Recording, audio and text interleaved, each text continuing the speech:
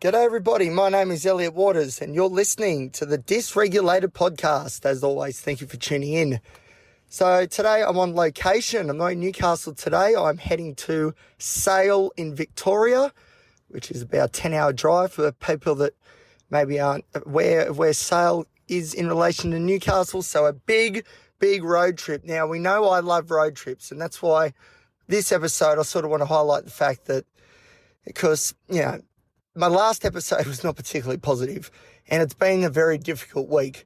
But this road trip, windows down, me singing terribly, but who cares, flying down the highway, at the speed limit, of course, and detouring and do some other little touristy things.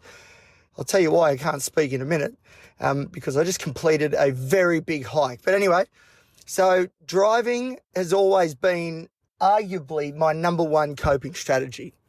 And every day, just about, I'll drive around Newcastle, the same spots, past the beach, all that sort of stuff, play music. And that's sort of how I kick off my day, to try and get my head straight and try and figure out, right, we're in the mood now, let's go get them. But another thing that I like doing as a healthy coping strategy is going for walks or runs, walks at the moment, but hopefully runs when I'm fitter in the future, outdoors in the bush. So at the moment, I'm at a place called The Rock, which is near Wagga Wagga in south central south New South Wales, the Riverina area. And I just completed it was like a 5K hike walk thing. And let me tell you, I'm busted.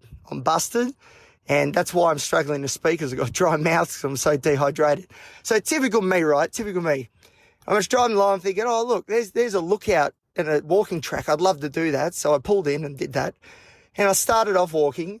And, it's what? Is it November? It's November at the moment. So Australia's getting quite warm. But idiot me decides to start walking with a jumper on and the shirt underneath. Needless to say, by the end of the trip, I had no shirt on and no jumper, that's for sure. But the walking track was very, very difficult, and it really highlighted how unfit I am. But at the same time, being in nature, being on my own, it was just so cathartic. It was beautiful. And it's like an exercise, I suppose, in mindfulness in one way. And then you get the sunlight, so that's your vitamin D, which also helps with mental health. And then there's lots of literature that says, getting outside in the bush and stuff is good for your mental health. To be honest, I haven't read that literature lately, so I can't quite say with confidence what the conclusions were of those papers. But I do know that pretty much all of them that I've read, and there's been a few of them, have come to the conclusion that spending time in the bush, outdoors at least, is so good for people's mental health, and that's just universal. One study I saw, it was the cohort was people from all over the world, and there was a strong association or even causation between how often you go outside in the bush and have a bit of alone time and do a bit of exploring, and what your mental health score was on those tests that they used. And there was very strong association that says the more that you're outside, the less depressed you seem to be. And I can definitely vouch for that. For years and years, this has been one of my coping strategies, going outside and, going for a run and getting in the bush and all that sort of stuff. Now, I did that almost every day, and I really think doing that insulated me and protected me a lot from my demons inside when I was growing up in my early teens and even younger. So, I'm very thankful that I did athletics and all that sort of stuff and was able to run, go outside, because I really think it's sort of, at the very least, maybe a pushback against the mental health problems and sort of kept them in their corner. But then, you turn a bit older, 18 or whatever, and you run less, drink more, your priorities change. And I think that's when it all started to go downhill. But what I'm trying to say is, if I can recapture the form that I was in when I was younger by doing more road trips like this and doing not the road trips so much, but doing hiking and getting out in the bush, getting out with some country air, blue sky, the vitamin D's rolling in, and, and of course, walking this walk I just went on was very steep. It was, look, I'm so unprepared. So I pulled in, and as I said, I had my jumper on. I've got some good shoes on that usually I wear going out, but they'll do. It was, very spur of the moment. Didn't take any water with me because I'm an idiot. And yeah, so, but even so, it's still exercise, like my heart rate was up. There was lactic acid in the legs.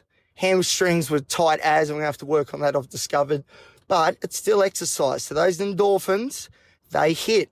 They're hitting right now. The vitamin D, the sunlight, it's hitting right now. So it has been a very difficult week since that last episode. It's been quite difficult. But at the same time, I did know that this trip was coming up. So, and I also knew that, as long as we keep it all in control and don't do anything stupid, because I am down here for a wedding and it's not about me. So, I've got to keep myself, keep the volume down and just sort of, be respectful, I suppose. Just don't be obnoxious, Elliot, please. Don't be obnoxious, fair income. But I did know that this trip would be really soothing for me, and it has been. So I just wanted to say those are the two options, healthy options that I've used to get out of the hole that I keep talking about, which I definitely was in this week. Early in the week too, I went to the gym twice in one day, and it wasn't for my body, it was for my mind. And that helped mentally as well, because you're achieving something and then you get the dopamine rush, and then all of a sudden you're climbing out of that hole. So I'm pretty proud of the fact that I've climbed out of this hole that I keep referring to, that I keep falling into, but I climbed out of it through healthy coping strategies, not maladaptive coping strategies like substance abuse or, all that sort of stuff, spending too much money. As soon as I come off my manic episode 2 weeks ago, my money expenditure has slowed up considerably, which is good. But what I'm trying to say is that for me, three of my best coping strategies, and they're probably the three best as well, is going to the gym or exercising, going running, bushwalking, outdoors, and road trips, windows down, me singing with as much passion as I can. So there you go. So I just thought I'd check in and say, because a lot of people actually wrote to me or spoke to me in person and were a little bit concerned with how I was going, and I really do appreciate that. So thank you to all of you that did take the time to check in. I hope I've replied to all of you. I'm sorry if I haven't, but I will, I promise. And if I haven't, send me, bump it for me so I see it, because I'll definitely reply. So, yeah, we're out of the hole. It's taking a lot of hard work. Like, those gym sessions were brutal because I did not want to be there. This walk was brutal because I was completely unprepared. Typical. It was a bit of an impulsive decision to do this walk, but I prefer it was spontaneous. Forget impulsive. That's too clinical. It was spontaneous and I loved it. So, and the third coping strategy I use is driving, windows down, playing some great songs, some AC/DC, some Oasis, and just belting it out as loud as I can. Now, I tell you, the people at the traffic lights, they love it. So, all right, I think that's it. I think I've covered everything.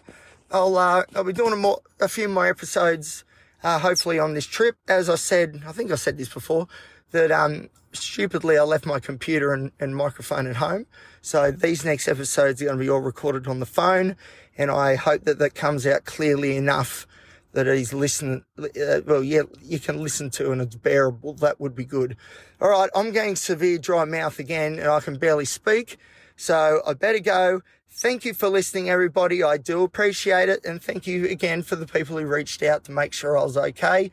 The good news is we've climbed out of that hole and we've done it in a healthy fashion. And that is so good, because again, 6 months ago, I would not have chosen this as my coping strategy. That's for sure. There would have been a couple of substances that I would have probably abused that maybe would have got the job done, but have also got consequences. Whereas this is as good as it gets. So, all right, I'm off. I better go. Better make tracks. I got to get the Sale Victoria. It's 6 hours away. So I got to get there tonight. And then this wedding, which I'm so excited for. It's going to be great. And I'm going into it in a good headspace. And that's so important too, because like I said before, I don't want to be obnoxious and trying to control the, take over the not the ceremony, but the center of attention. And when I'm in my not so good moods, I tend to slip into that role of being the loud 16-year-old, dare I say it, because we're looking for validation from people. You know, if I'm loud and people are laughing at what I'm saying, whatever, that's validation. That makes me feel good inside, and it gets that dopamine and serotonin flowing as well.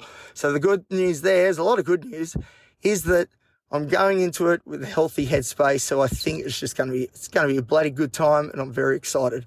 All right. Thank you for listening, everybody. I do appreciate it. If you want to follow me on Instagram and see some shots of my trip, you can certainly do so. That's at elliot.t.waters, and you can follow the show on Instagram at the dysregulated.podcast.